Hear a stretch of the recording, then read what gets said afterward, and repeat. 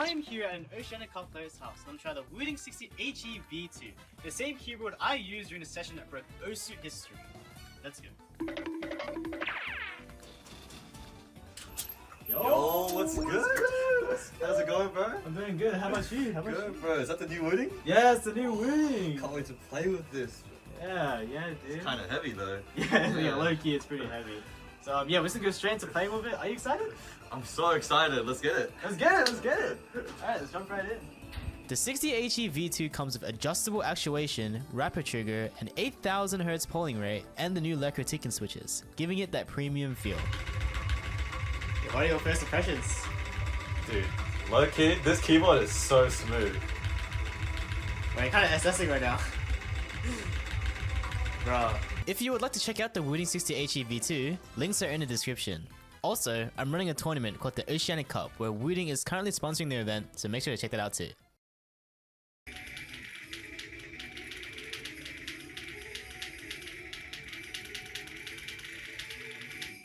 Yo! No way! That's the keyboard, baby. That's the Bro, keyboard. That's the keyboard.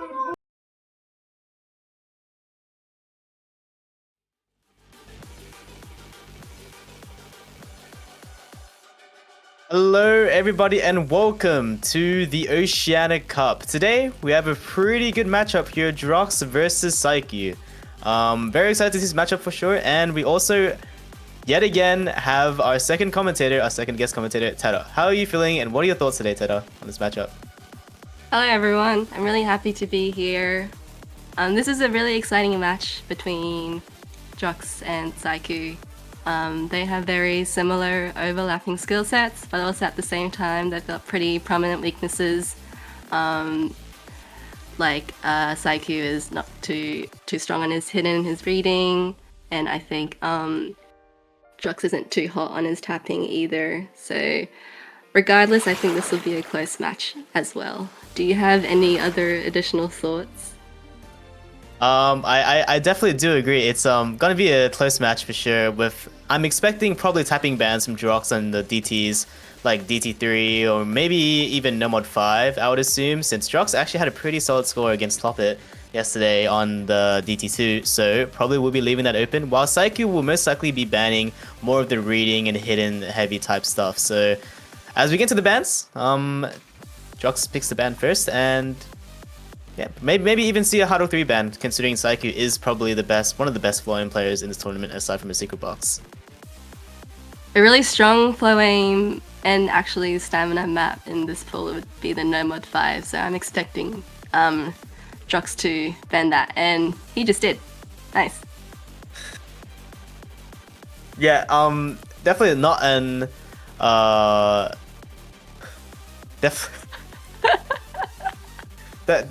Oh. Definitely an expected ban from Drox. You know, Saiyku having the upper hand yesterday with 300k on No Mod 5. You know, just doing Saiyku things, and you know, Drox being the player he is, you know, just gonna be banning. Actually banning Hidden 2, not too surprising, of course, but banning No Mod 6 is interesting. I would have thought Saiyku would have banned something a little more reading heavy, maybe like a Hidden. Yeah, I was thinking, well, he still has a ban, but I feel like he might also ban the Hidden 3 as well. Oh wait, just kidding, he doesn't have another ban. Lol. Yeah, it'd definitely be weird for them to have three bans. It's just yesterday when he played his match into Payudo on the Hidden 3, he didn't do too hot on it, so I was expecting him to ban that over No Mod 6. But Yeah, I guess not. Definitely fair. Maybe yesterday was an underperformance, and anyway, we go straight into the first pick of the match with Saiyku picking No Mod 1, which is a fair pick, I would say. Saiyku probably has the upper hand on this one, considering he did get 800k on this against Payudo yesterday, if you're watching, so yeah, definitely a very good pick. I don't believe Drox played this yesterday, so we'll see what sort of score he'll get. He's definitely pretty strong on aim and consistency, so this might be a pretty close one. Yeah, for sure. Definitely Gonna be expecting more tapping picks from Saiyku though, with Hard Rock 3 on No More 2, DT2, and even DT1 being open. So many picks for Saiyku here. From Drox, probably expecting Hidden 1, Hidden 3, and DT4, as he is a pretty good hidden ult all-rounder. So yeah, as we jump straight into the No More 1, get straight into it. Yeah, straight into it. Yeah. Both players not missing, not breaking, holding really strong. It's a good look. Yeah, good look. As combos get held, and accuracy being above 97%. You know, both players showing pretty good signs of comfortability, with a Saiyku actually holding a good 99.67 accuracy. So as expected, as he did show this yesterday, but you know, with Drox also being that all-rounder consistency type player, as if you were watching 3WC, you could see his performances being pretty good, pretty consistent all around. So definitely excited to see him play again, and hopefully make it to the finals, as this is a matchup to make it to the finals, and it's either do or die. So whoever loses this matchup does get eliminated from the tournament, and Drox is the first to break. No. Yeah, definitely not a good look for Drox if you do want to see him win this points, but as Saiyku combos the first Ki. Saiyku holding on really strong. He's got that massive combo advantage now, and it definitely doesn't help that Drox just missed. Yeah, definitely would not like to see Drox miss again if he does want to win this pick. And as he misses again, pretty unfortunate. Oh no. Oh no. Man. Oh man. But Saiyku holding strong halfway through the map now. Is he gonna hit this Ki? Ooh!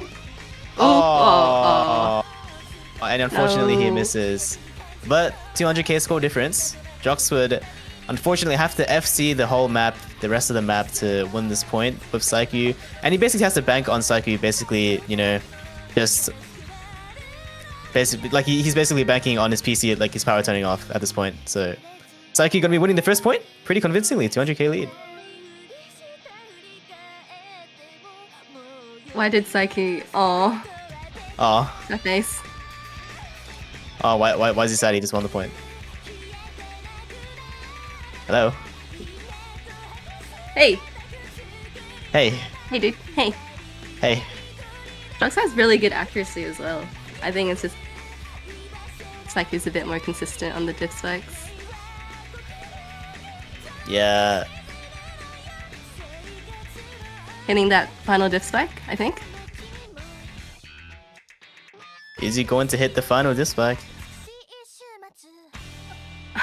Where is it? You just lied. What? Wait, you actually just lied. What? No, I said I said he. Yo, W comms?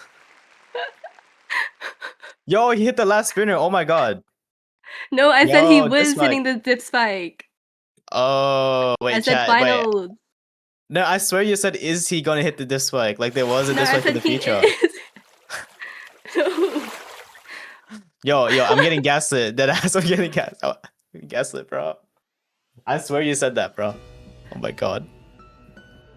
Anyways, as we jump as we jump straight into the hidden 3 from Drox, very expected pick, as Saiyku did get, I think, 200k on this, with Drox getting around let me check real quick.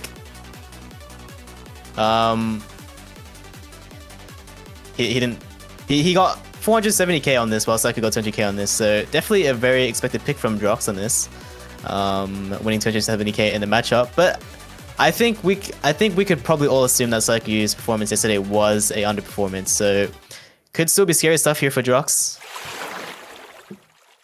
I felt like Saiyku was struggling a bit too much on this, because he did drop like 44 misses. I'm not sure if it was an underperformance or he just can't really play the map, but we'll find out. Yeah, we'll find out. Let's wait and see. Yeah.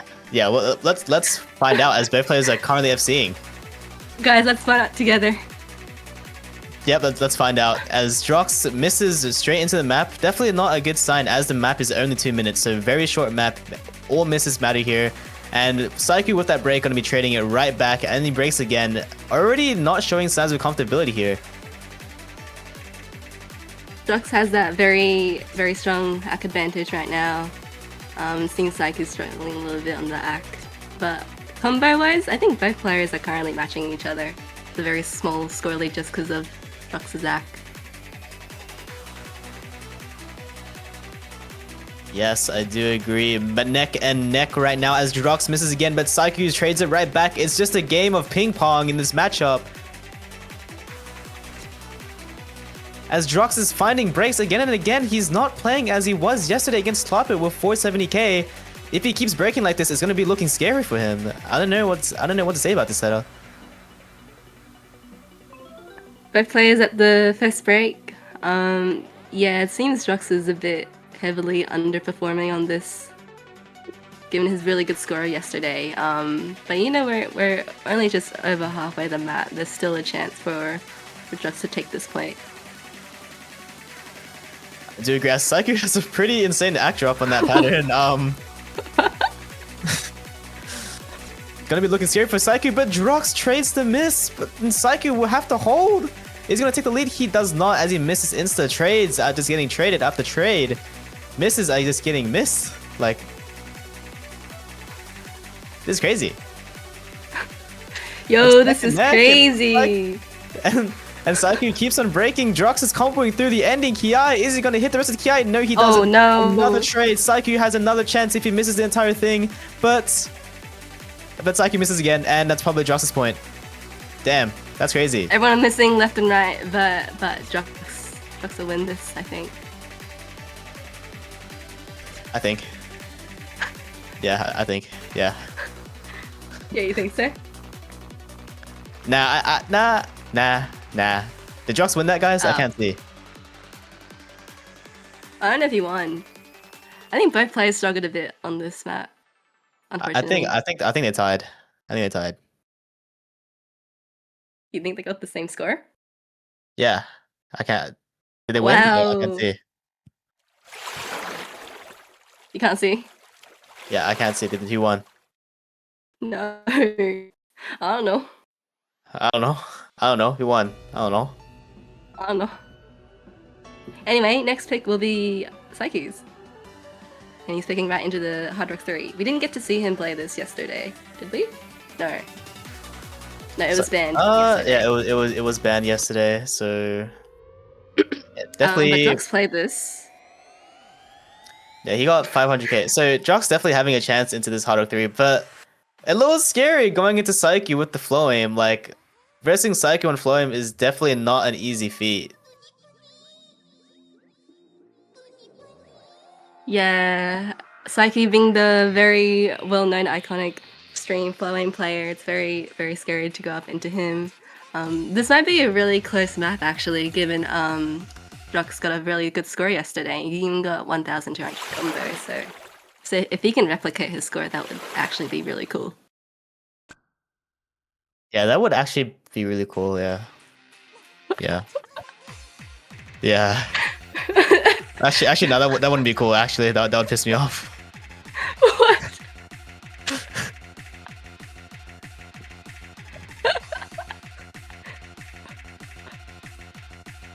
As he gets straight into the map,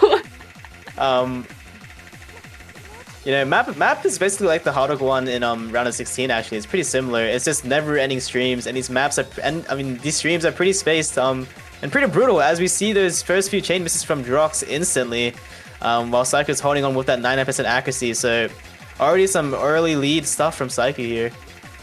But what can you expect from the flow aim legend? Yeah, the legend himself. Yeah, the legend himself, Saiyku.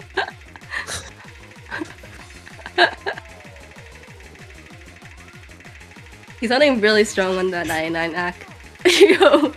Yo. But Drox with that recovery, so if Saiyku misses at any point in time, Drox will be here to bite back. But kind of hard to count on a Saiyku miss on the flowing map, isn't it? I think. Yeah. Yeah. Oh, and Drox just Yeah, missed. and Drox just missed. Oh man. Oh. I think the chances of him coming back is a bit slim right now. We're Right hitting the now. first break. Oh, sorry.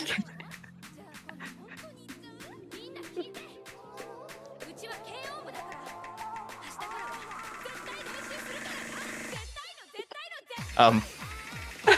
Hello. Yo, is my mic working? Hello. Am I muted?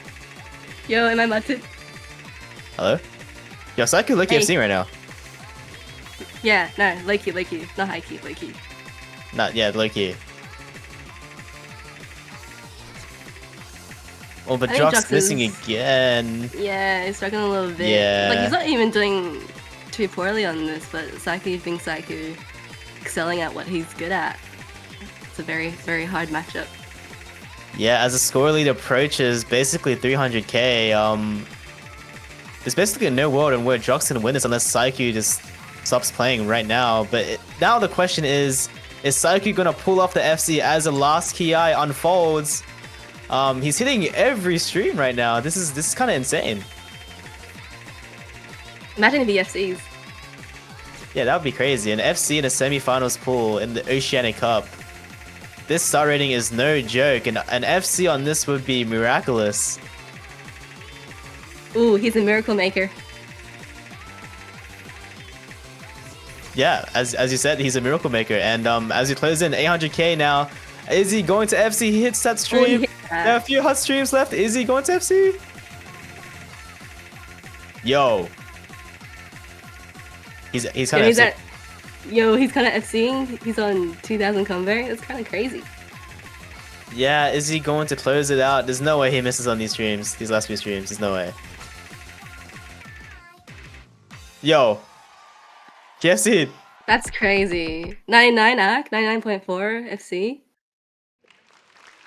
Damn, that might be the Oceanic Cup PP record for the tournament actually. That FC is crazy. That has to be at least 700 to 800.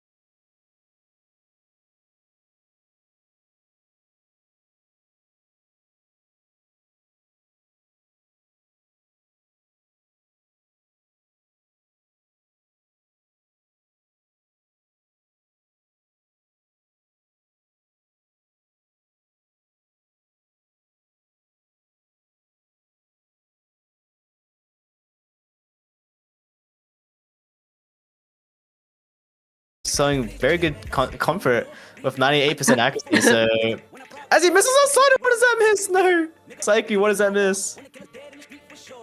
Drox got that 97 act though. It's actually insane for this map. I think Saiyku's struggling a little bit. Yeah, I think so too. Compared to Drox, as Drox finds the first break, but with that act lead, that's a very, very big lead with the 170k.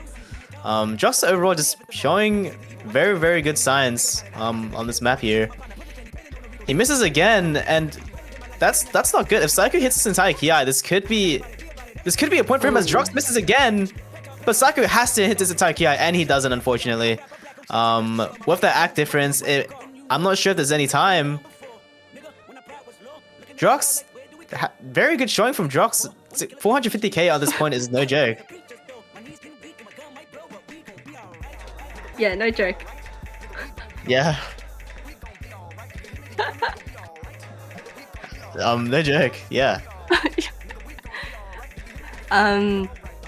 Good job to Saiyku for getting a better score than yesterday, and good job to Drox for winning this point. And very good score again. 96.5 is very, very strong. Oh, it's Australia. Oh my god, is that Australia? Oh my god, that's my favorite country.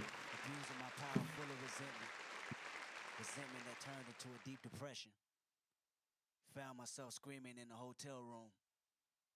I didn't want to self-destruct. We'll be moving on to the next pick. Oh, sorry.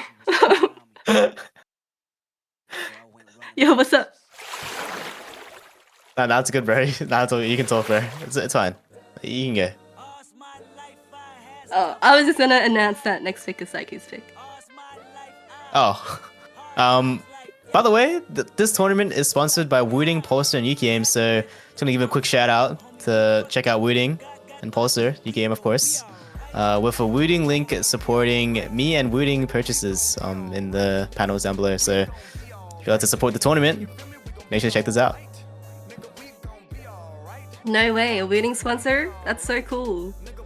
Yeah, I know, right? W Wooding. I know, right?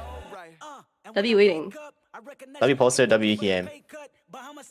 W Poser, W Yuki Game. Yeah. Yeah. W comes. Bro, it's good commentating. No, you're right. As Like Saiyku says, let's play Noma 2, I guess. I guess. Like, I guess we're gonna play Noma 2. I guess we're gonna watch Noma 2, guys. I guess. I guess. This really cool map, I guess. Yo, you guess? I'm guessing. Yeah, I'm kind of guessing right now. Is the pick Noma 2? Am I right? That's a good guess. Yeah. Yesterday, Drox got 300k on this. Saiyku, on the other hand, got a pretty strong 400k. But this is a very gambly map. It's like a low tech flow aim everywhere. You can just trip you up. You can literally break at any point. So I feel like this will be a close one. Absolutely. It could be a close one, but Saiyku, of course, having the upper edge on the flow aim. You know, it is gambly, but on paper, Saiyku probably does win this one, but who knows, as Drox is also a very good stream player, very good stream flow aim player, so could go either way here. Yeah, and this map is very challenging, consistently challenging. There are no really real easy parts. It's like very easy to trip up everywhere, anywhere. Anywhere. Anyway. Where? Where? What? Who? Where? Who? What? Where? Who? What? When? Where?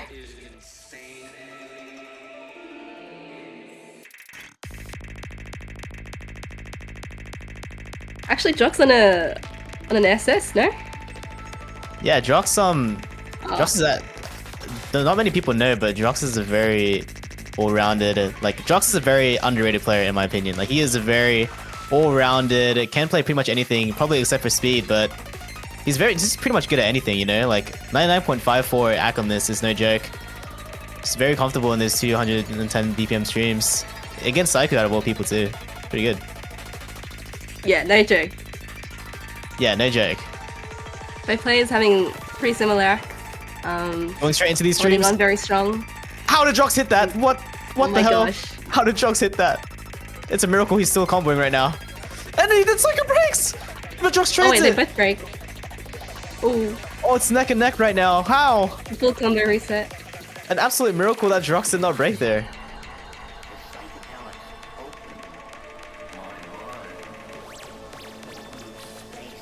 As we go Yeah, I think into this the snap's gonna be second really hard close. part. Oh, Yeah, I think it's sorry. gonna be close too. As we get straight into the slow section and now onto the second hard part. This is the second choke point of the map. Whoever hits this part will probably determine who'll be in the lead here, obviously. But as we get into the square streams and Drox is not cheesing, Saiku's missing everything. He's chain missing. What is going on? But Drox hits the entire square streams. He's going God mode right now. Absolute God mode. Oh my gosh. Yeah, I'm like watching a PowerPoint presentation. Oh my gosh. But Drox finally missing, but that 56k lead is no joke. Saiyku basically has to FC his entire Ki now. And if it's anyone, it would have to be Saiyku. Is he going to hit its entire hard part? 92% accuracy, however, the act department not looking too good for him as Drox keeps on breaking, but the score lead is barely moving. Now with that chain miss, it's gonna be moving, but Saiyku has to hit the entire hard part as we now get into the slowest part of the map to build up that combo. Why is he wiggling that? What? Saiyku? What? Interesting. Anyways, as we get back into the map, both players now tied up with Drox with that 60k score lead. Very, very big score lead from Drox. Saiyku would basically have to do miracles to get this point back now.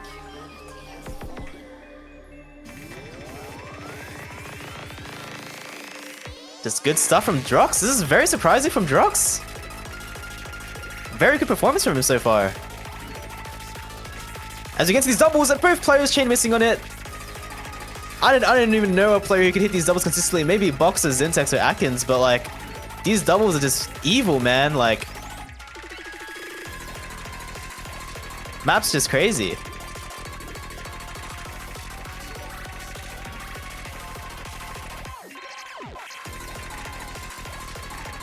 And both players just hitting these sections.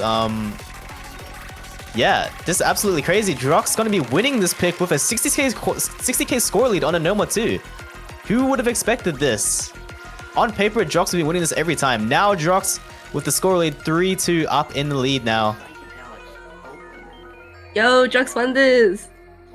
Yo! Just crazy stuff. Who would have expected Drox to win on a Noma 2? Literally, like 9 times out of 10, you would be expecting Saiyku to be winning that Noma 2, but gonna be losing that, unfortunately. Oh, wait. Do you guys see it? Let's see what. Oh, when you see it. Oh, Oh. ooh. When you see it. Yeah, who's seeing this? Not me. Not me. But yeah, unfortunately, Saiyku gonna be losing that pick. I wouldn't be surprised if I'm pretty sure he lost that pick because he wiggled those streams. And I'm pretty sure he did that out of tilt. So not what you want to see. A mental beam out of Saiyku if you want him to win. So yeah, definitely some nervous stuff coming out now. But Drox just going absolutely god mode there, hitting every square without cheesing, just wiggling everything and hitting everything. Just insane stuff. Yeah, And very he good picks performance. DT2! Oh wow. I think Saiyku didn't do too hot on this DT2 because this is more of a like tech bursty thing and control sort of map, and Drox got a really good score on this yesterday as well. Yeah, Drox, despite losing the DT2 yesterday, did pull up a pretty good score of 400k, which is not a bad scoreline for Drox. That's very good. Only a 1 miss too, so I'm assuming it's not his best performance. So yeah, definitely not too shocker of a pick, but probably would have expected Saiyku to be picking this instead. In my head. Yeah, what if Drox FCs? Yo, that would be crazy. Drox FCing, that would be crazy. So he got a 1 miss. Imagine if he got 0 misses and FC'd. Ooh. Ooh. Yo, imagine if Saiyku FC. Imagine if both players FC. That would be crazy. Nah, not really. Oh, and Drox misses. It's a quite short map. Like 2 minutes long. So whatever you can hold is very crucial. Yes, I do agree. And as Drox keeps on finding breaks while Saiyku is holding that, it's going to be very important. Although Saiyku with the 87% act lead, it's still not good signs for Drox here, as the scoreline is now reaching over 100k. The map is very short, already halfway through into the map, and if he just holds the combo, he's going to be winning this point. And he breaks now, but Drox will basically have to combo the rest of the map here. And he's finding some reading difficulties as he's misreading some of the patterns here. Definitely not good signs for Drox. If he wants to win his pick. Saiyku with a very big combo lead already with that boost from the start, already 170k combo. So yeah, this is just going over Saiyku. A bit of a blunder of a pick here, or underperformance from Drox, unfortunately. This is the second breakpoint, right? Because this was Drox's pick. Yeah, this is 2 breakpoints in a row. Now going to 3-3. It's a very good score improvement from Saiyku here. So 1 miss, very, very clean. Yeah. Clean score from Saiyku. Yeah. Good job, Saiyku. Yeah, good job. And he goes straight into the Hard Rock 1 pick.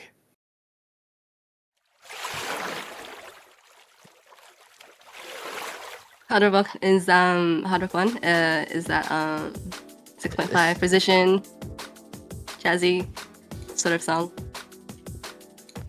Yeah, I do agree that Hard Rock 1 is Hard Rock 1. Do you like the Hard Rock 1? Yeah, Hard Rock 1's chill. I like the song.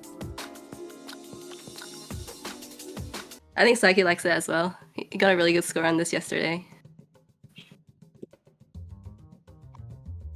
Yeah, he got, I think 700k was it. So definitely not an unexpected pick coming from Saiyku on this. The 700 combo, 600k score. And like only 3 misses. Which is actually insane. Damn. Thank you. What? No, nothing. What? What? What? What? What? What? What? Stoicism? What?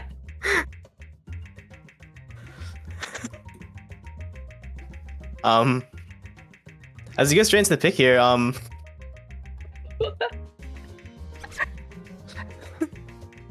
Drox at the first break?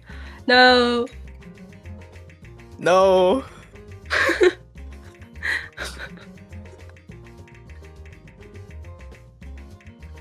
Saiyku on the SS? Wow. Wow, impressive. And he got 100. Ooh. Oh. Oh. But I'm still holding the convo. Not anymore.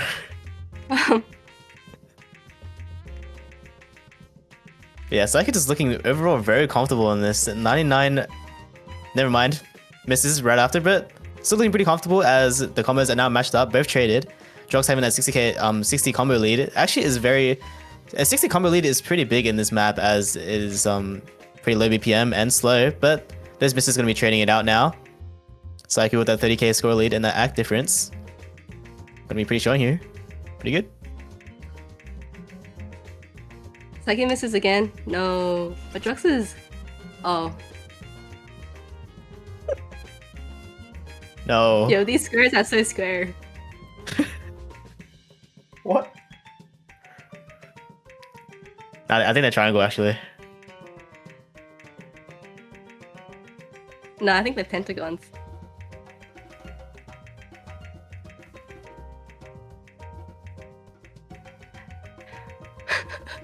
Guys, Hello?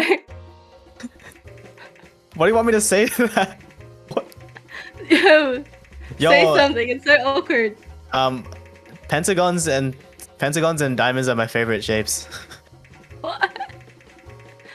Actually, Drox got a little combat advantage here. The score difference is actually moving to Drox's side. We've got a quarter of the map left. This could go anyway. Whoever breaks first will not win, I think. Oh. Well, there's still a quarter of the map left, but Saiyku with that 300 combo lead is going to be pretty huge for Saiyku going into this diff spike now.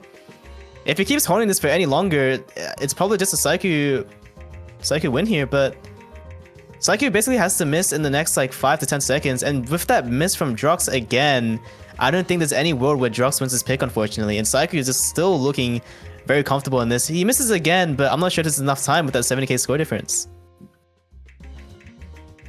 Yeah, very, very close performance from both players. I think this map is just that sort of gamble, you can miss anywhere sort of map. It's very hard to hold. Yeah, I definitely do agree. Probably one of the most difficult maps in the pool to be consistent at, as these squares are just brutal.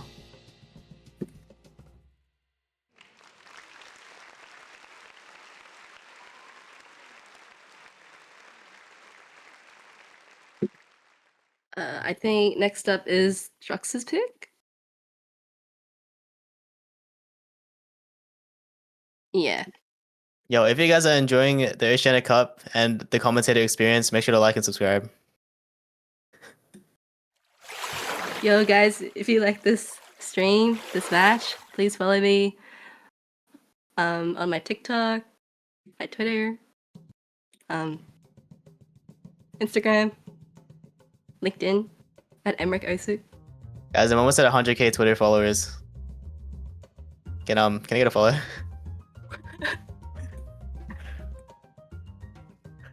Yeah, what do you think Drox will pick? I'm assuming Drox would be picking maybe a No More 3 or Hidden 1, but with that score from Saiyku yesterday on the No More 3, I'm not sure if Drox would probably be leaning to that No More 3. Like 700k on No More 3 is pretty scary, so I'm predicting probably a Hidden 1 or a No More 4 from Drox, and he actually does pick the No More 3 regardless of that Saiyku score yesterday, so he's going straight into it, the No More 3. Definitely Maybe Drox is feeling... Oh.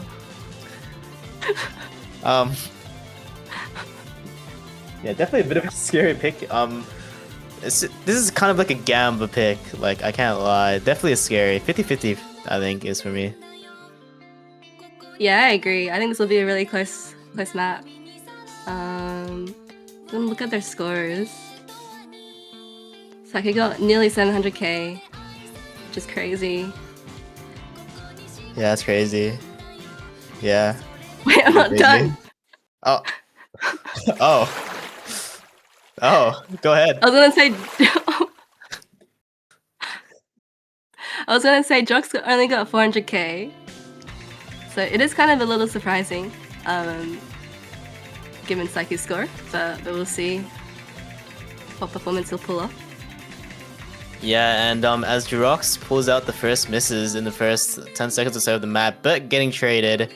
Miss is not going to matter too much as this map's pretty long, around 4 minutes, so yeah, not going to matter too much. Just going to see if they both combo the first TI here, probably. Oh. But they both miss the trading misses on the slow section.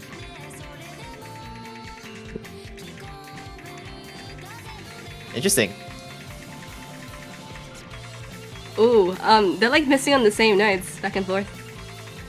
Yeah, and definitely not a good side for both players even, because I would like to assume that they probably are assuming that the other end is FCing, which is definitely not the case. So, mental factor probably going to play, who has a better mental. And Saiyku misses again on the slow section, definitely uncharacteristic, coming from Saiyku, as he did basically almost FC this yesterday. So, mental factor might be playing in for Saiyku. And now as the first Ki comes into play, with Drox with that combo lead, 200k, a 200 combo lead. Yeah, Drox building that small, but... Oh. Oh. Well, Saiyku has the combo advantage now. Yeah, Saiyku with that combo advantage. Now 8,000 score difference going, it's getting smaller and smaller. Those small breaks not going to matter, but if he breaks again like that, it's going to matter a lot as Drox now again has the combo lead and the score difference. They now both see the score lead and now they know that they're both just kind of inting this map. So mental factor, and as I say that Saiyku drawing a question mark, I'm assuming looking at the scores. So both players probably going to be extra locked in without that mental boom factor now. Drox in a very good 300 combo lead here. Also got that 1% act difference as well. Doing really well for him. Assuming he holds on, he might take this point. Yeah, but not time to call it yet, as there is still we're only halfway through the map, so anything can happen. But looking good for Drox as the score difference nearing 60k now, and that 500 combo lead. If it combos through this entire Ki, this could potentially be... Drox is in a very, very good spot here. Drox playing so well right now. He's hitting everything. Oceanic Cup slider. Yo, what slider is that? Is that a fish? Yeah, it's a fish. The Oceanic Cup slider. It's the logo. Oh. Yeah, fish. Yeah. Fish. Going to the slow section here. Getting some free combo. Very, very good for Drox. Yeah, Drox in a very solid spot here, and Saiyku would basically have to bank on Drox, basically missing instantly, and you have to FC the hardest part of the map at the ending here. The ending Ki is no joke, as was getting straight into it right after the slow section, and Drox actually misses right after. If Saiyku hits the entire ending, he could very potentially take this back here. But he has to have a very hold good on. chance. Yeah. He has to hold on. He can't miss. As the score lead now is narrowing down 58k, he's hitting these aim control sections. He's hitting it so cleanly. Is he going to FC everything? The last So clean. It's so clean. Is he going to FC? He FCs the big spike. All he has to do is FC the rest of the map. Does he have time? Does Saiyku have time? It's 30k now, nearing down 27k. Is Saiyku gonna take it? 700 combo. Now Drox misses again. Drox misses again. Is there time? Is Saiyku gonna hit the rest of the map? It's oh my god, he gets it. Oh my god. It's over. Saiyku's gonna get it. He's just hit the hardest part of the map. Saiyku just did it. What? Oh my gosh. That was spectacular. Cinema from the New Zealander. I did not expect him to pull that off. That was crazy. I thought he might have been struggling a little bit given the start was a bit rocky. But he just pulls that off anyway. That's crazy. Wow, just a great showing from Saiyku. That comeback was just absolute cinema, but Drox, that being his pick and that with being a breakpoint, I'm not sure. I'm not too sure if Drox is in a good spot anymore. Mental factor going to be a huge play here now for Drox. Yeah, he is going to have to ignore that basically. Just act like that just never happened because it's not going to be very good for the mental, fortunately. But really? Yeah. Imagine if you were in Drox's shoes. I'm trying to imagine that. Yeah. How would you feel?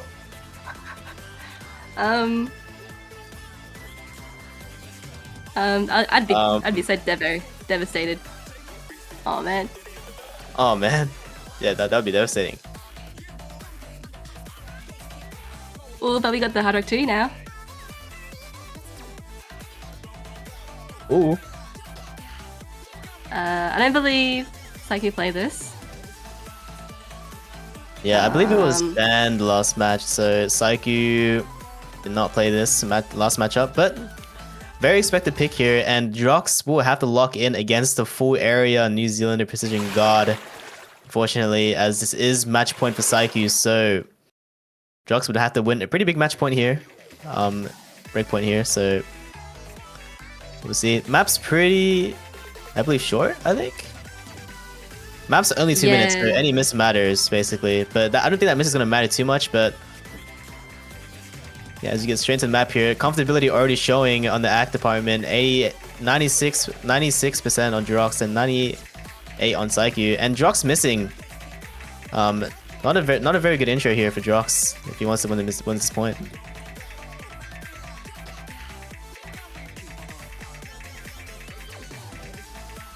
Saiyku having a very, very breezy time here. Not missing on anything. Got very solid accuracy. Yeah, Saiyku already And having a Drox- big lead on this, and if Drox keeps on missing, this isn't a very good sign for Saiyku. 400 combo. Now, and as Drox keeps on missing, it's just not going to be a good sign here. If halfway through the map and Saiyku is still FCing, it might already be wraps. It might already be over for Drox.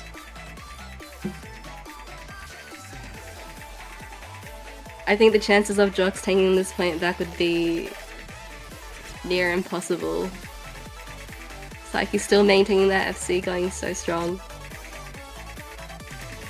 Yeah, and as Drox keeps breaking, it's unfortunately going to be over as the score lead approaches 400k. Saiyku's still FCing. Unfortunately going to be breaking, but it's not going to matter. Fortunately, Drox is having, I would assume, an underperformance on this map. But yeah, as this match goes on, Drox is unfortunately eliminated, and Saiyku is going to be moving on to the finals bracket. And we'll be facing off the loser, I believe Zintex or Paler. One of those players. I don't know. But yeah, Ooh, congratulations to Saiyku. Congrats to Saiyku. Very good effort to Drox as well. Both players played very, very well today. I agree. Oh, thank you.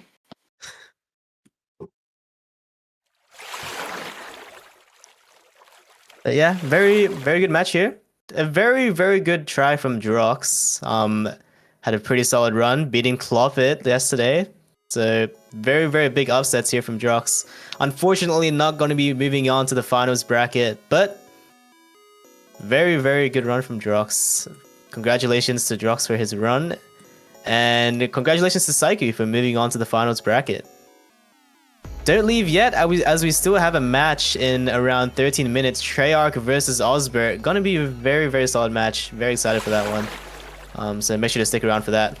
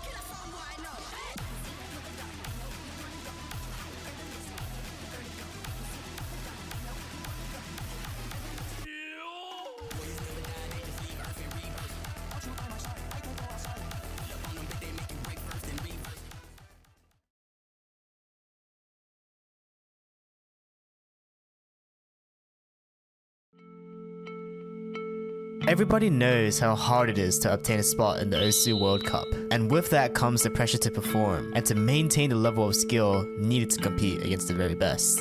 And then there's Zintex. What?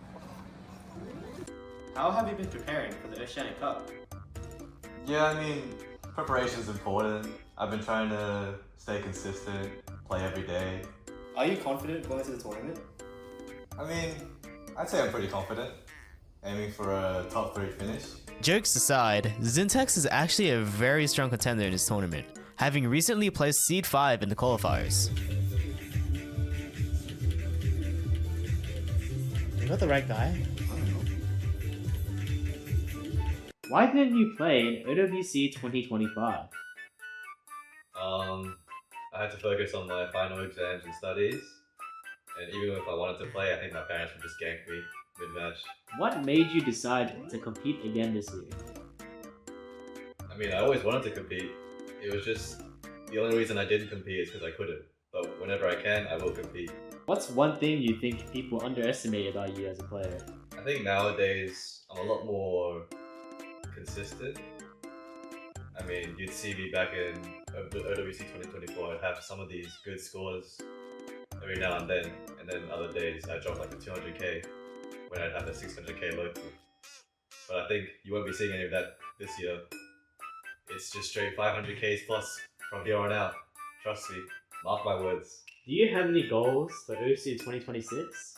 The most obvious one is win OWC, maybe get top 50, and just chill and enjoy the game, as I always have been.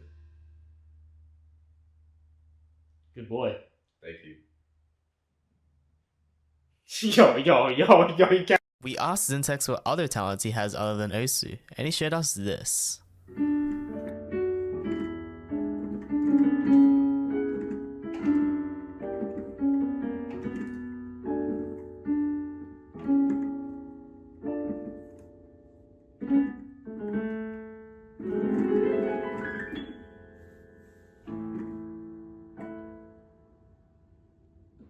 Hey, you're pretty talented for a dumbass. Oh!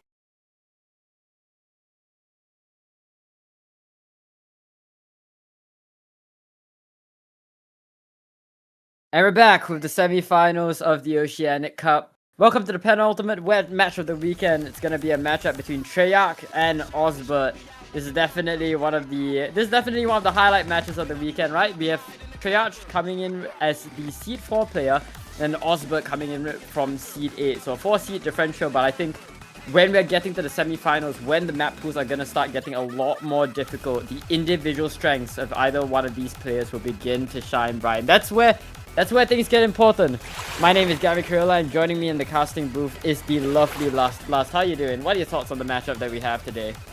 Ooh, I'm excited. I'm doing quite well, thank you. I'm thinking we're going to see a bit of a sort of a masterclass from both players, because they do have very differentiating skill sets. Treyarch definitely more of the hard rock focus, more precision based, and Osbert is kind of just more of a tapping beast. So I think we're going to see a double tapping ban from Treyarch and probably a double hard rock ban from Osbert. But interestingly enough, Treyarch actually only hidden 2 ban. Not where I would have gone, but yeah, no, I mean, it's understandable if you look at it in context of what Treyarch is really weak at, right? Even if you just stare at their qualifier performances, you'd realize that of all the maps that Treyarch played, by far their lowest scoring map was the Hidden 2, where they scored a very, very low 21st place. So definitely makes a lot of sense that Treyarch, I guess, wants to play away from this ballpark. But meanwhile, I am also interested to see what their next ban is going to be. And it really looks like Treyarch just wants to keep away from the Hidden full stop. And I guess now that we're seeing both of these bans come out from Osbert, the Hidden 2, it's probably Treyarch trying to close out their blind spot. But I think this Hidden 1 ban signifies that, you know, a level of respect that Treyarch has for Osbert's ability on the Hidden. On the flip side, we're going to see Osbert taking out the Nomad 3 and the Hard Rock 3.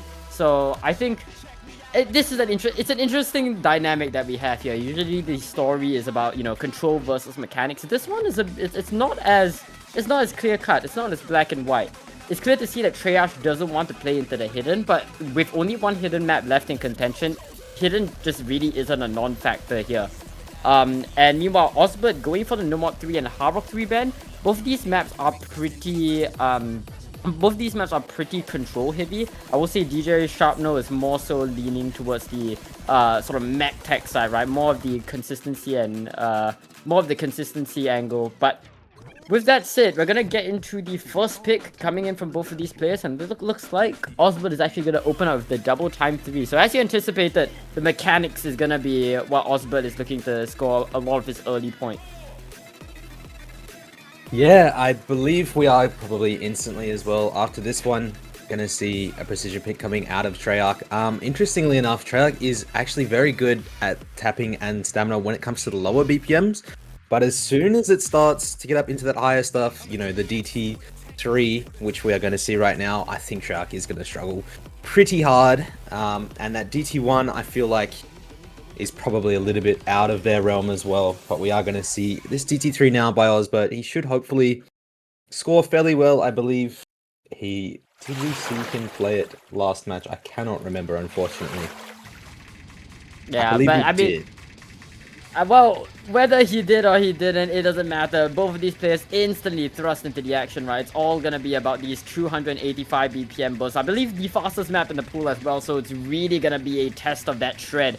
Early prospects of the map does show that Osbert is just holding that level of comfort above Treyarch's head, right? That's a 4% ag lead, just going into the early sections of the map, and not to mention, right, Treyarch being the first one to go down. Does potentially signify, you know, Osbert just taking a pick like this with a lot of stride. But we are still early days, and for what it's worth, Treyarch has stabilized in terms of their combo. So now Osbert is actually going to be on the back foot as Treyarch looks to attack with a 300 combo to their name. We are going to see Treyarch finding a few breaks. Osbert has broken earlier, but is currently 20k in the advantage. Treyarch is down quite a bit of accuracy as well, 3% down, and combo is not looking too hot for Treyarch at the moment. That score is building quite steadily for Osbert, already 30k in the advantage, and he does have the AC and combo lead by quite a large margin, so going well for Osbert at the moment. Still very swingable for either player. If we do see a chain miss in either direction, I think it will definitely be able to swing, but it is starting to get harder. As we see that Osbert break, it is going to start to swing back into the favor of Treyarch, actually. Treyarch holding through here and seeing yet again another break from Osbert.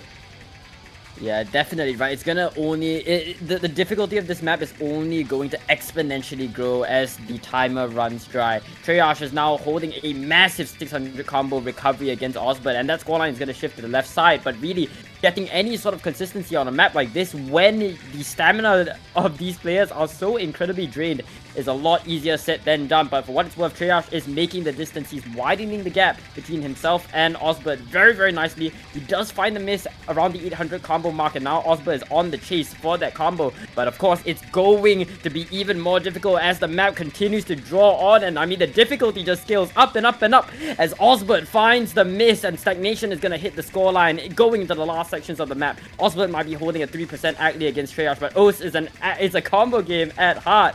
That miss from Treyarch is going to give Osbert some leg room going into the ending sections of the map.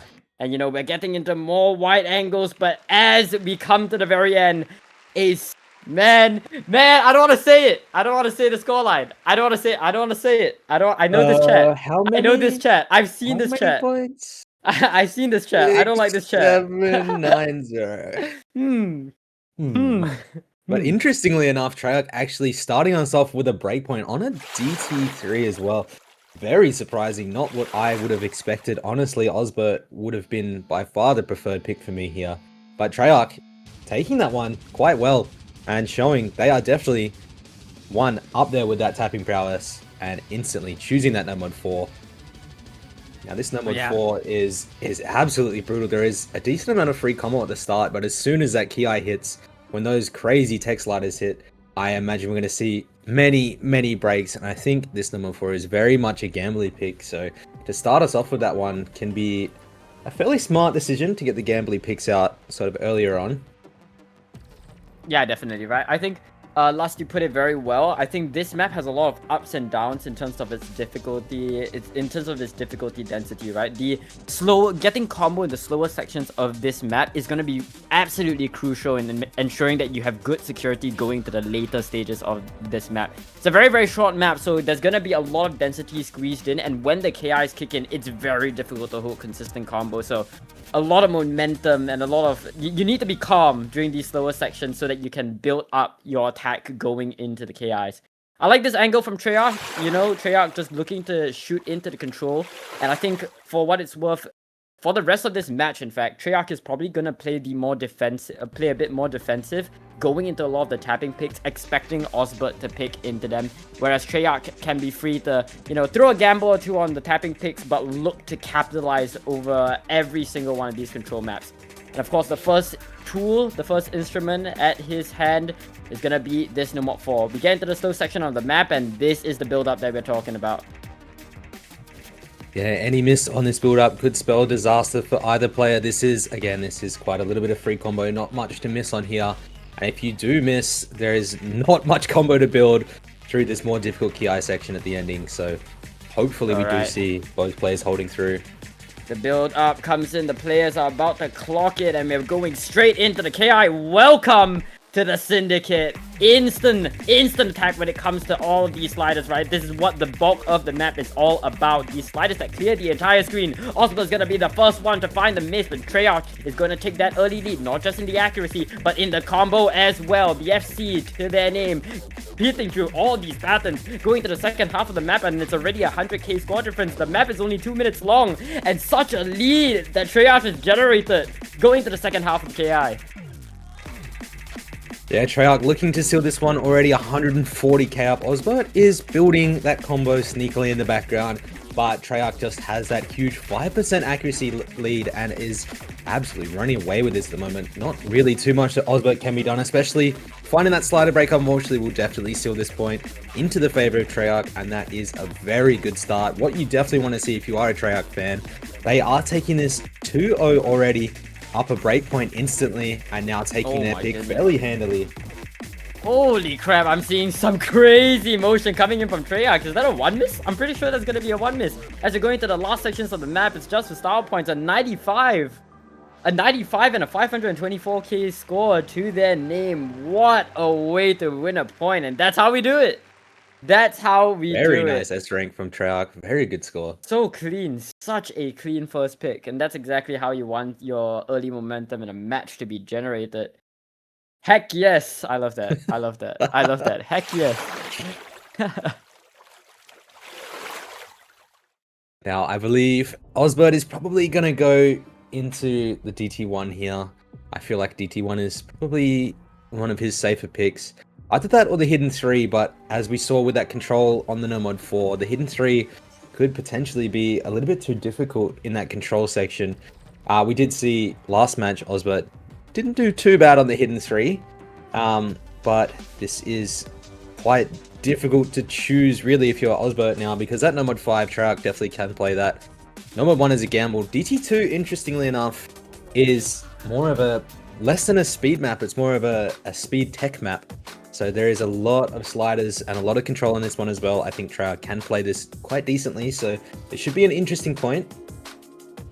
Yeah, this pick is, it makes sense, you know, at face value, it makes sense for Osbert to want to double down into the speed pool, right? But if you look at the map a little bit closer, you begin to realize that, as you mentioned right last, it's more of a tech map than a raw speed check. Of course, it is still very fast, clocking it at, you know, 261 BPM, but at the end of the day, there are a lot of fast sliders that these players have to deal with, and given how Treyarch is coming off a massive victory, or a very, very decisive victory from that No Mod 4, he's gonna have a lot of momentum and a lot of good mental going into this GT2. So, you know, on paper, it looks like a pretty solid pick from Osbert, but in practice, I could definitely see a world where Treyarch, in fact, flips the script. So, we'll have to wait and see. This map, it's a map by Mir, you know, very, very clean tech map. Nothing much to be said about it. It's just gonna be about fast sliders, a good amount of finger control, all at 260 BPM. Welcome to Indifferences.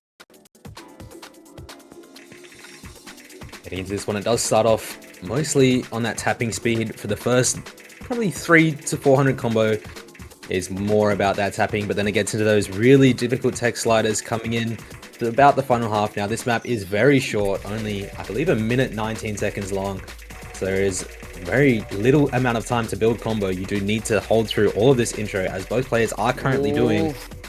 I mean, this section is so difficult to read, right? It's so incredibly dense, and Treyarch is going to be the one to draw first blood. Osbert now going to look to widen the score gap as much as he can. The 60k scoreline, as Osbert finds the miss, is going to do wonders in terms of guaranteeing that late game security. But as we move into the second half of the map is not going to let down any bit, right? This is an extremely short map, and every single one of these patterns are so easy to trip on. But Treyarch just can't seem to get a combo on the board, as Osbert has found their footing in the recovery. 216 going to 300 combo to their name, moving into the last quarter of the map with complete and utter confidence of the scoreline.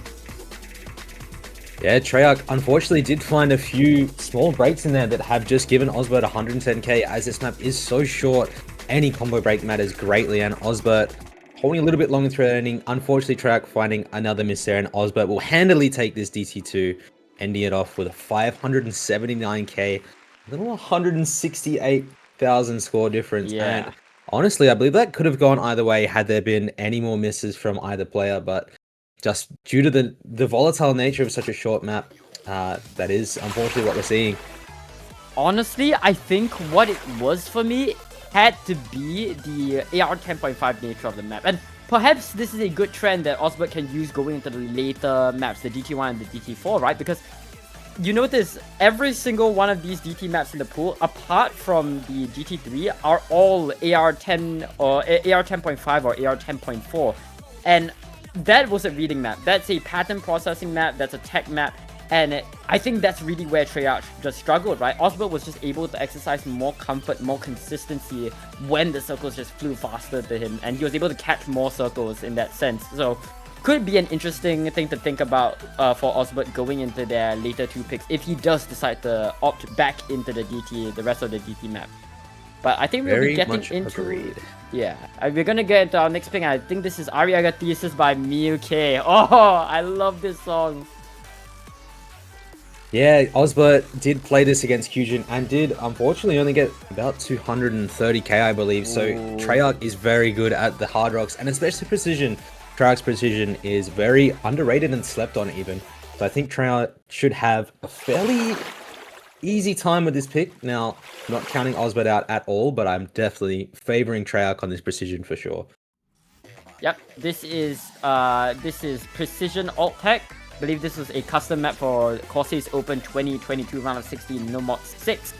There was a precision map, but there it was a CS5 precision map, but here we're seeing it pulled as a Hard Rock AR CS 6.5 precision comfort check.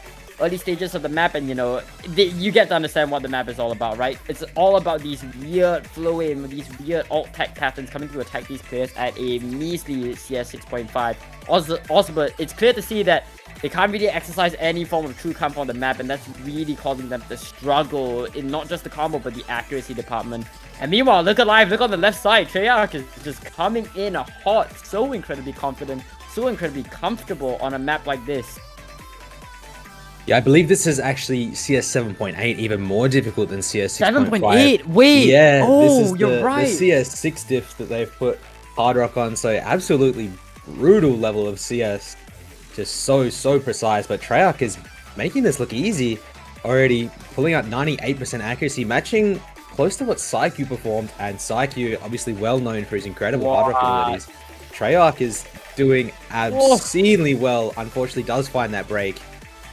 Yeah, a few shakes here and there coming in from Treyarch, but I think it was already done in the first quarter of the map. That level of comfort, that level of high ground that Treyarch exemplified over Osbert in the early stages was enough justification to give me confidence going into the last section that Treyarch would be able to take this point very comfortably. We're going to the 1/3 section, but it really does not matter anymore. Oh my goodness. What is Treyarch doing? Holy crap.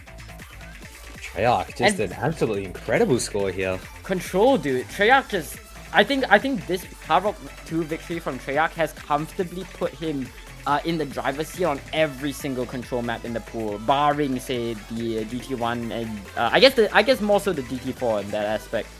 But yeah, it's clear to see that Treyarch is gonna be looking very, very nice going into more and more control picks, and it probably also explains why Osbert decided to ban out the Hard Rock 3 alongside the No Mod 3, but even more so the Hard Rock 3 because, you know, this is a Hard Rock map. Yeah, the Hard Rock 3 is definitely more of your typical flowway map. Yeah. It's sort of a No Mod 2 style, but it is in the Hard Rock slot. But obviously, again, Treyarch is very, very good at No Mod 2 style maps and Hard Rock as well. So that, I believe, is actually a very good ban. Looking back on it, I think Hard Rock 3 is probably the best ban that Osbert could have gone for. But I think here, Osbert should pick DT1 or DT4, probably the DT1. Really? Just Not to No Mod 5? abuse. I think No Mod 5 is only 230 BPM stamina, and I believe Treyarch is able to play that probably better than the DT1, because this DT1, it is 300 BPM, and it has a very difficult tapping section, sort of towards the middle section. So I believe that would probably give him the advantage, but we shall see.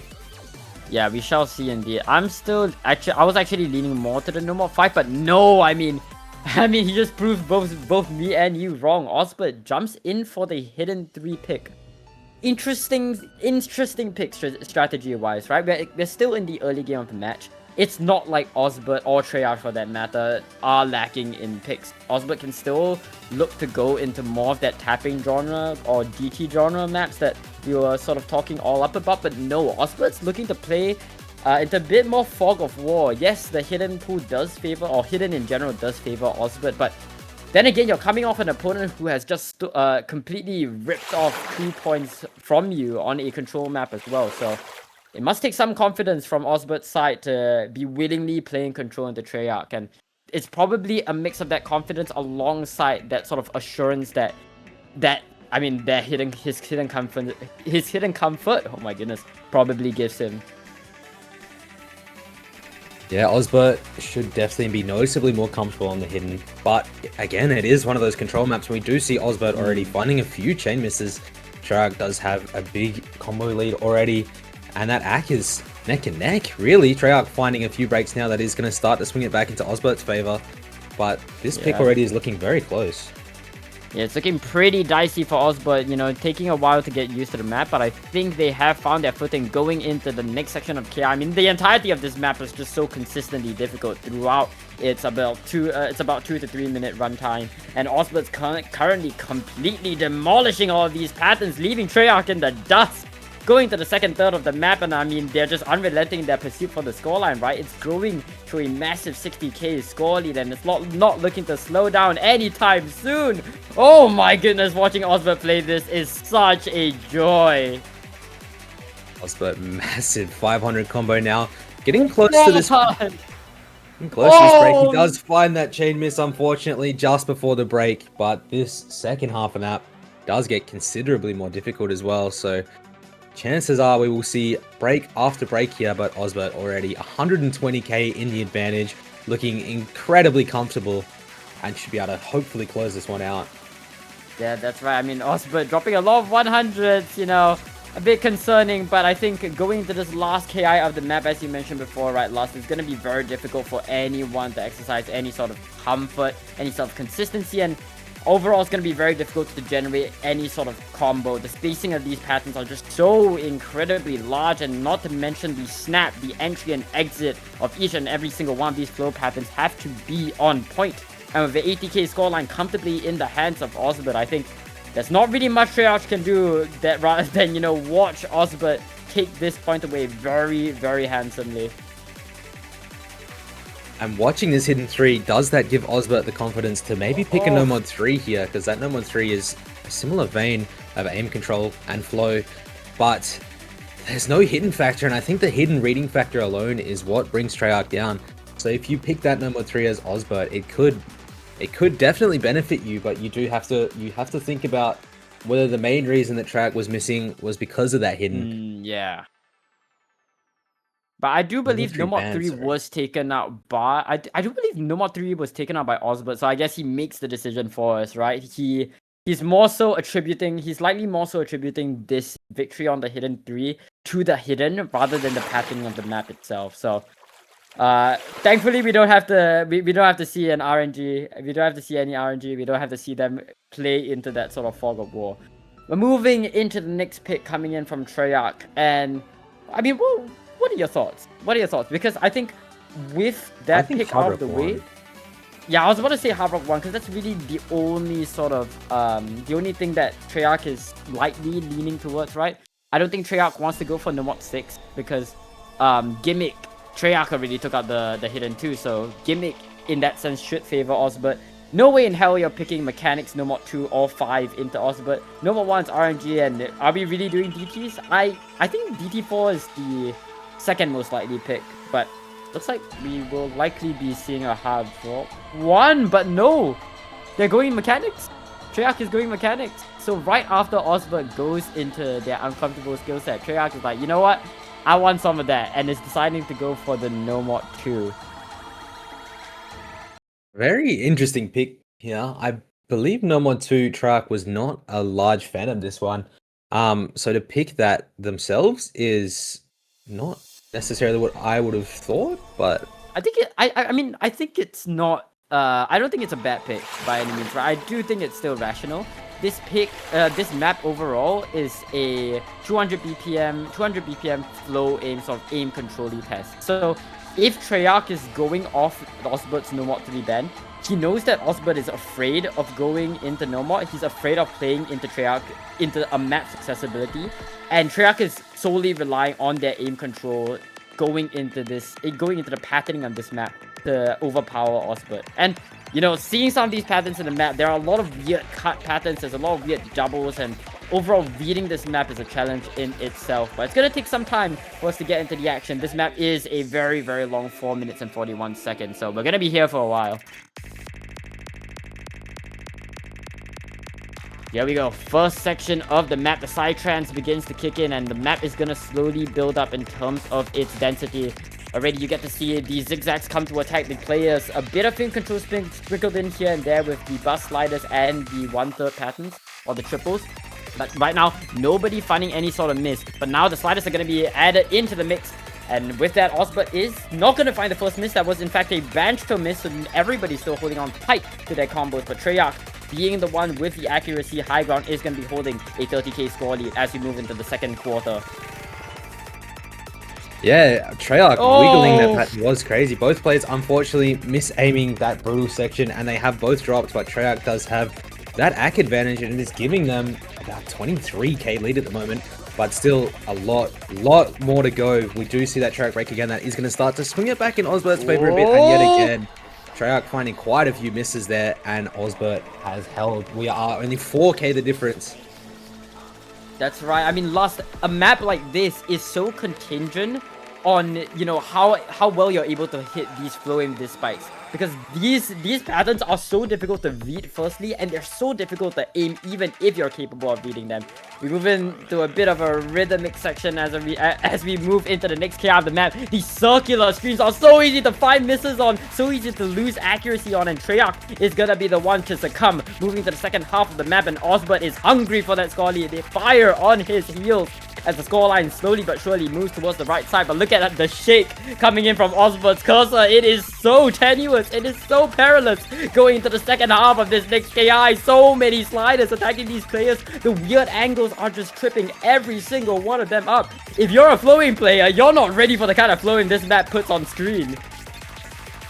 Unfortunately, both players finding miss after miss, but we have seen the most recent one coming out of Osbert that is going to swing it back into Treyarch's favor. And the flow aim does get a little bit more relenting here. It is a little bit simpler to try and hit. Why are the players wiggling that? That is so scary, both of them, but they do hit it.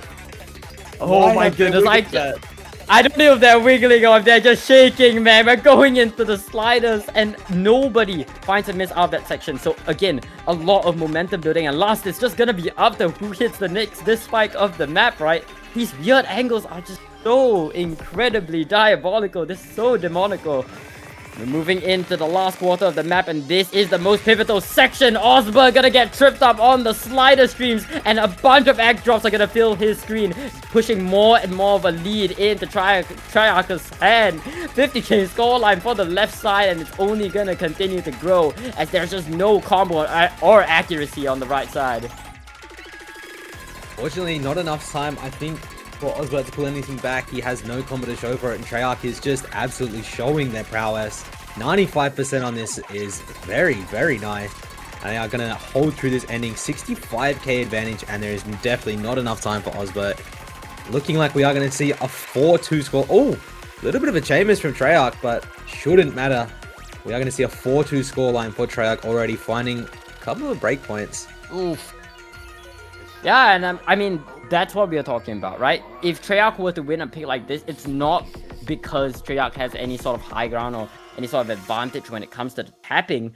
It's most definitely going to be because of the aim control that Treyarch is able to win this map. It's only because of the aim control that Osbert loses on a map like this. And we saw at a lot of points in this map where, you know, we found a chain miss, we found a bunch of accuracy drops, and throughout the entire map, despite the fact that Osbert might have held a score lead or, well, a combo lead over Treyarch, every single time he was in the lead, he was always held back by the accuracy deficit, which is, you know, which just gave Treyarch enough time to wait for that miss from Osbert and steal the scoreline right back. So, Osbert not quite out of the clear. It was a good attempt, I will say. It was a good attempt from Osbert to equalize the scoreline, but they'll have to find it with they have to find it somewhere else. They have to find another pick to do that. But I think Osbert goes for number 5 here.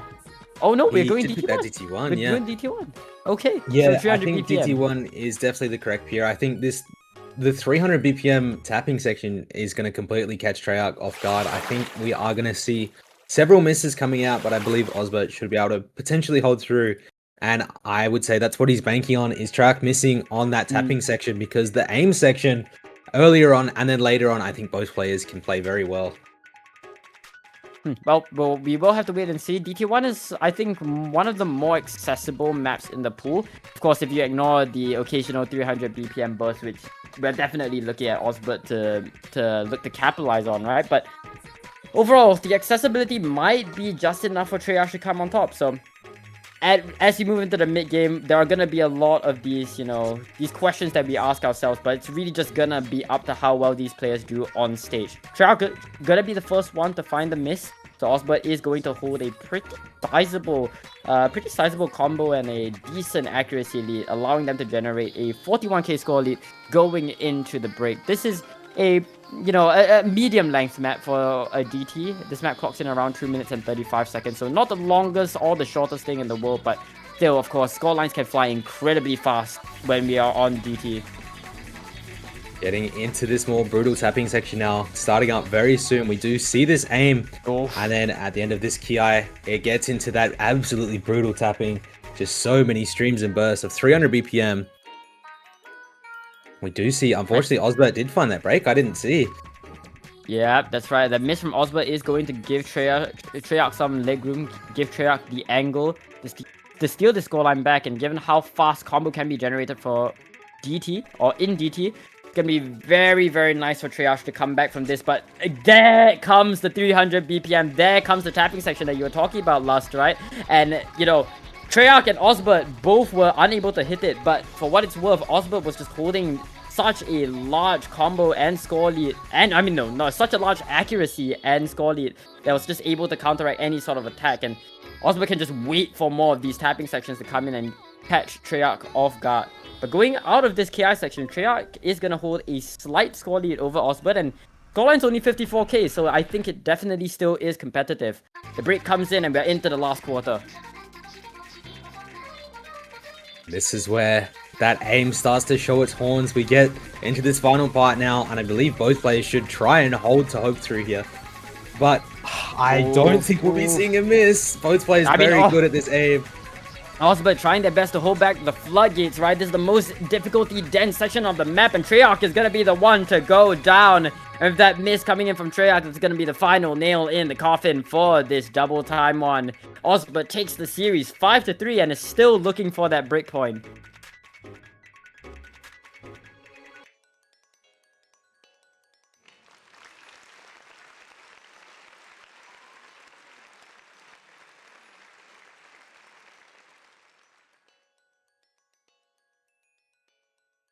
See 100k advantage to Osbert taking that DT1, and we are going into Treyarch's pick now.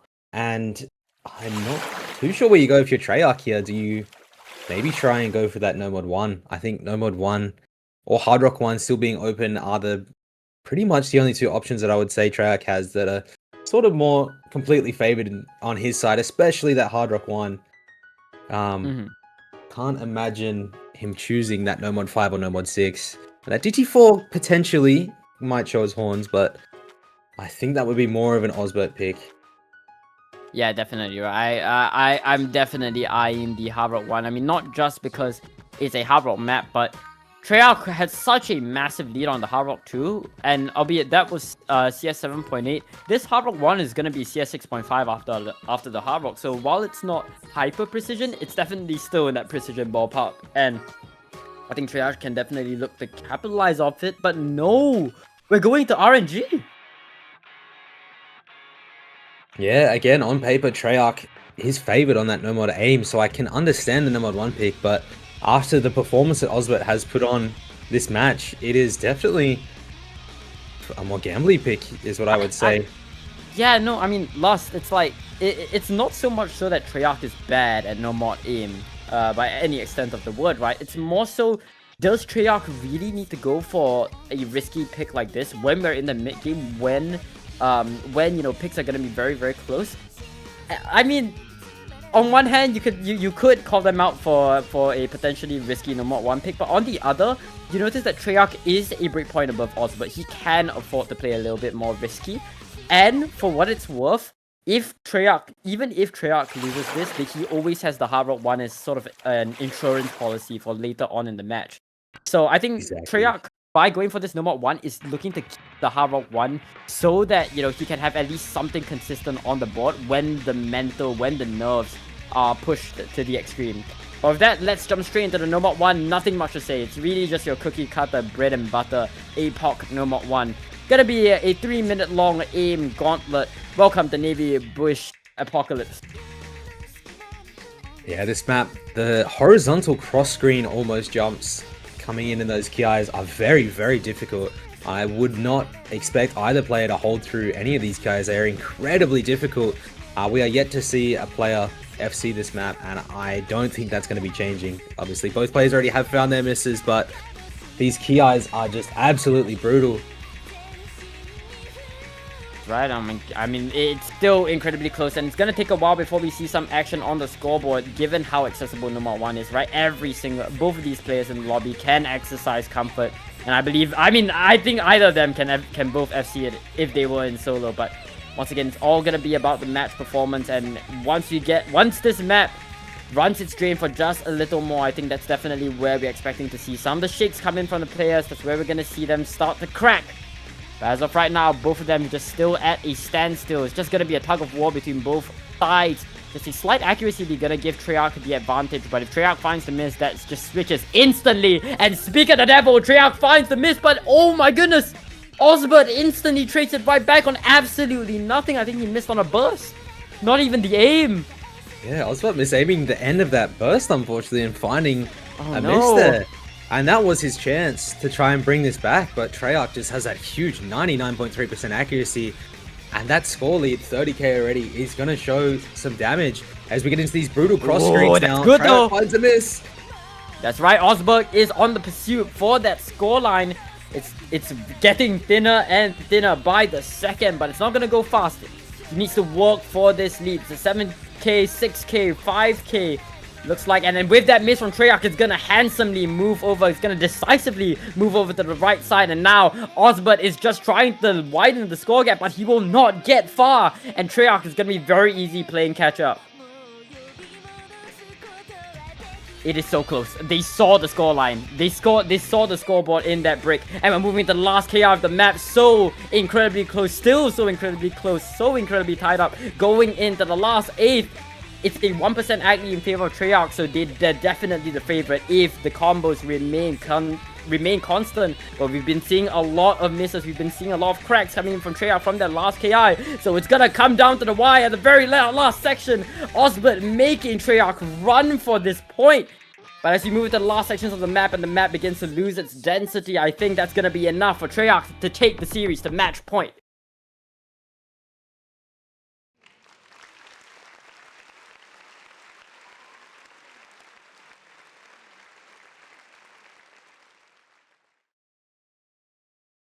Are gonna see again Treyarch at match point. And that was an incredibly close no mod 1 that definitely could have gone either way there, as we did see the score flickering between the two. But we're going to Osbert's pick here. I think we kind of have to see a DT4 from him. I believe the high rare is what will catch Treyarch off guard, and that's kind of what he has to bank on. Otherwise, I don't see too many other options left. Maybe that no mod 5, but again, that no mod 5, I think Treyarch is able to hang and should be able to hold through that. Again, it is only 230 BPM stamina. Treyarch is in the realm of 230 BPM, so yeah, and it's all the more difficult for Osbert given how Treyarch still has the Hard Rock 1 waiting in their back pocket, right? They can, when the pick goes back into the hands of Treyarch, they can most definitely just shoot out the Hard Rock 1 and end the game right then and there. But for what it's worth, it all starts with 1, and Osbert needs to win a point. They need to be able to at least equalize when it comes to their own picks before we can start thinking about whether he's going to win a point on his opponent's playfield. And we are going to see the No Mod 5 coming out from Osbert. Very, very expected. And I think, me personally, this is the pick that I was most expecting Osbert to go for. This is my favorite pick coming in from Osbert. Why not just go for, you know, the tapping consistency map when you're the tapping player in the match? So I think there's not a lot to be said about this No Mod 5, right? It's just gonna be 4 minutes and 15 seconds of pure 230 BPM stamina. This is a good contrast to what we saw from the No Mod 2, which is a bit more reading / flowing intensive.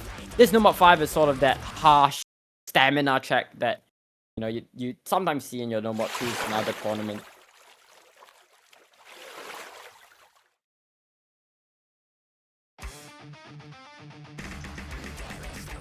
Alright, every single point from this point on is going to be...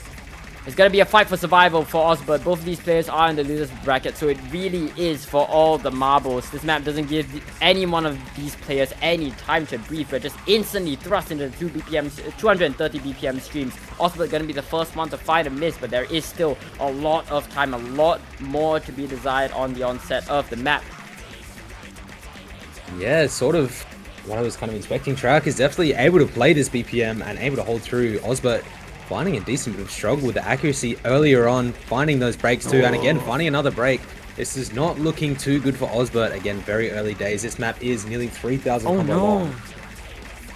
And I mean, where did Osbert's comfort on the speed go? I mean, we're really just seeing so many cracks begin to show. Is it the nerves that's getting to Osbert? I think it might be, right?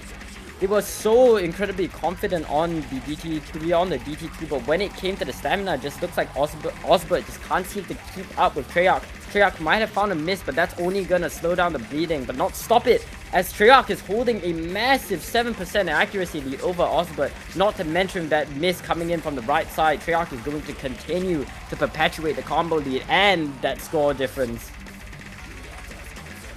Unfortunately, Treyarch does have over double Osbert's score already, and there is still so long left to go in the map, but that AC is just incredibly night and day. 97% versus 91%. It's going to be very high for Osbert to try and claw this back. Yeah, that's right. I mean, you were right on the head right last. Treyarch is by no means capped on this BPM whatsoever. In fact, he just looks confident as ever. He was holding 98% AC for the entirety of that first quarter, and it's not dipping down by much as we move into the more dense sections of the map. So, I mean, it's really looking difficult for Osbert here. He really is in dire straits, and you know, what can you even do, right? When your opponent just covers all your bases on maps that would typically... I mean, I think all the viewers also thought that Treyarch would be the one losing out on a bunch of these tapping picks, but the reverse seems to be true in here. We're going into the mid-section of the map, and Osbert has finally begun to find some form of combo, but Treyarch is just leagues above him in terms of the combo lead.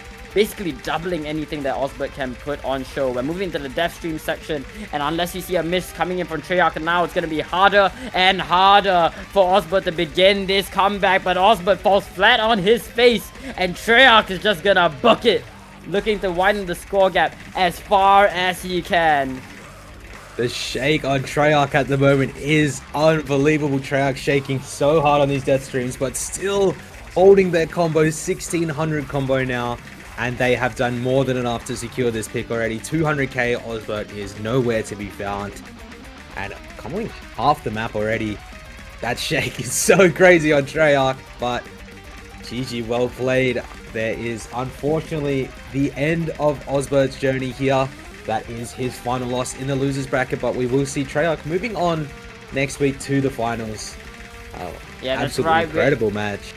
Yeah, it's really just for star points right now. Treyarch going into the floating section of this No More 5, absolutely swinging till the very last second. Finally goes down, but not without generating a massive 2k score, 2k score combo. Oh my god, a 2k combo to his name. Oh my goodness, and I think Osbert has raised the white flags. He's raising the white flags. And unfortunately, this will be the end of Osbert's run in the Oceanic Cup. A very, very well-fought battle, but at the end of the day, what can you even do? Some crazy shakes coming out of Treyarch, but they have done incredibly well here. Taking this with style. Nearly 400k difference on Osbert's pick as well. Fantastic way to win a match, and I think Treyarch is definitely poised to be a big threat going into the top 6 finals round. But of course, we will have to wait until next week to see that. And with that, the match ends off with Treyarch holding a 3-point lead against Osbert, taking the series 6-3. Definitely thought there'd be a bit more back and forth when it came to the tapping, but it just seemed as though the skill cap was what really killed Osbert when it came down to it. With that, congratulations to Treyarch for moving forward in the semifinals round and progressing to the loser side of finals. And yeah, I think that's all we have for today. We have one more match coming up tonight at That's right. 13:30 UTC between Atkins and Pala. Now that is going to be an incredible match, so make sure you guys tune in for that. That's like the headliner match, I think, last. Me personally, I am so stoked to see that kind of matchup. Yeah, I'm very excited. Yep, But that's gonna be joined by Gammy and Vorty on that one, yeah. Yep. Yeah, it's gonna be a blast. So do tune in at 13:30 UTC if you are interested in seeing that matchup go down. But I think until then, it's a good time to wrap things up. Huge shouts to Suki Uru for being our lovely referee for this match, alongside Flapshack for being our streamer and dealing with the multiple Tosu bugs that were happening mid-stream.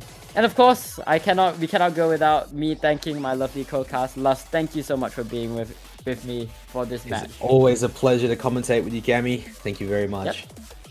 And I think with that, it is a good time to sign out. So with that, my name has been Gammy Crayola. Thank you guys so much for watching. This has been the Oceanic Cup, and we will see you in 5 hours. Bye-bye. Bye-bye.